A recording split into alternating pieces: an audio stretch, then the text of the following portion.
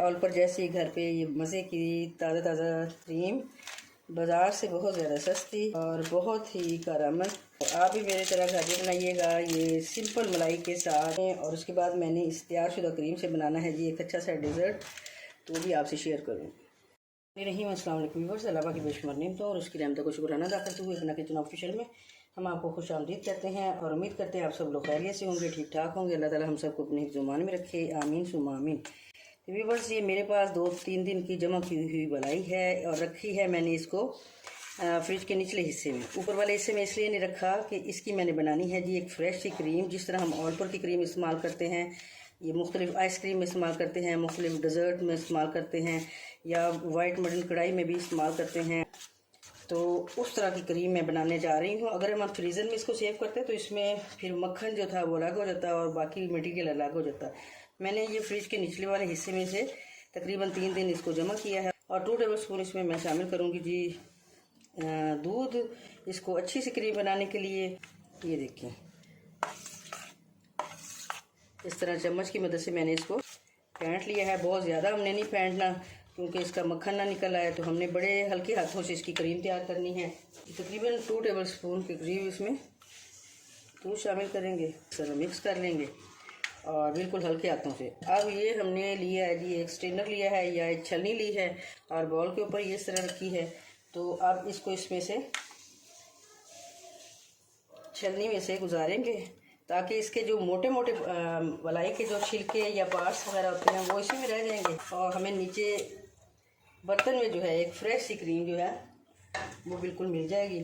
देखें जी, ये हमने अच्छी तरह इसे छान लिया और इसमें ये जो मोटा मोटा इसका मलाई के ऊपर कोई जो हार्ड उसकी तय होती है वो अलग रहेगी और नीचे से ये स्मूथी सा एक्सटेक्चर हमने हासिल कर लिया है। बहुत ही अच्छी ये क्रीम बन के तैयार हुई है बग़ैर किसी केमिकल के। बहुत ही अच्छा सा स्मूथी सा टेक्सचर हमें हासिल हो गया है ये क्रीम की शक्ल में। क्रीम तो हमारी हो गई है फ्रेश तैयार और कंडेंस मिल्क भी हमारा होममेड ये घर पे मौजूद है। तो इससे अब हम बना लेते हैं जी एक अच्छा सा मीठा। और मीठा कैसे हमने तैयार करना है वो भी आपको शेयर करते हैं। तो मैंने ये कैंडी का एक पैकेट बड़ा और एक पैकेट इस तरह छोटा लिया है। तो इन दोनों को हम जी डालते हैं ये बैग में और इनको कर लेते हैं अच्छे से क्रश।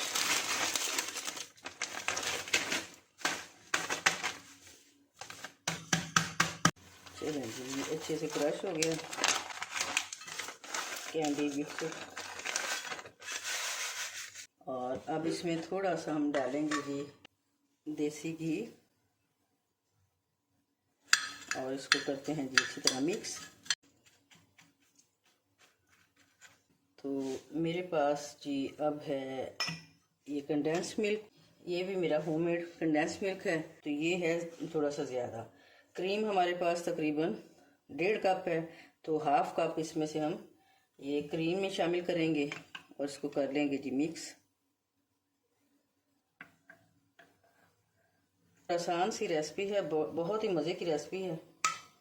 तो इस तरह इसको इस तरह स्प्रेड कर देंगे, यानी हमारे पास कंडेंस मिल्क और ये जो क्रीम थी तो ये हम इसके ऊपर इस तरह फैला रहे हैं।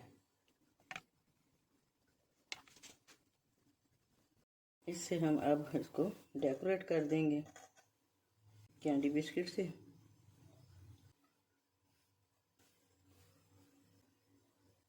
तो ये हमने डेकोरेट कर दिया है। मज़ीद इसकी डेकोरेशन करेंगे जी। हमारे पास कुछ कटिंग की हुई बादाम है, तो ये जो खाली जगह हमें नज़र आ रही है तो इसमें हम इस तरह इनको फैला देंगे।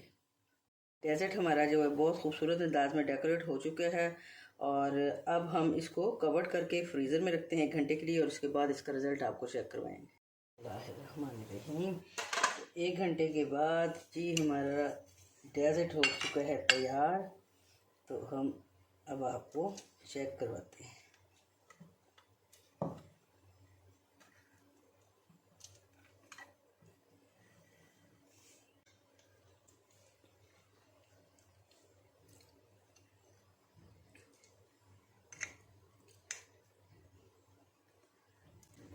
व्यूअर्स, बहुत ही मज़ेदार, बहुत ही कम कीमत पर घरेलू अशिया पे मुश्तमिल ये डेजर्ट हमारा बन चुका है, बहुत ही मज़े का बन चुका है।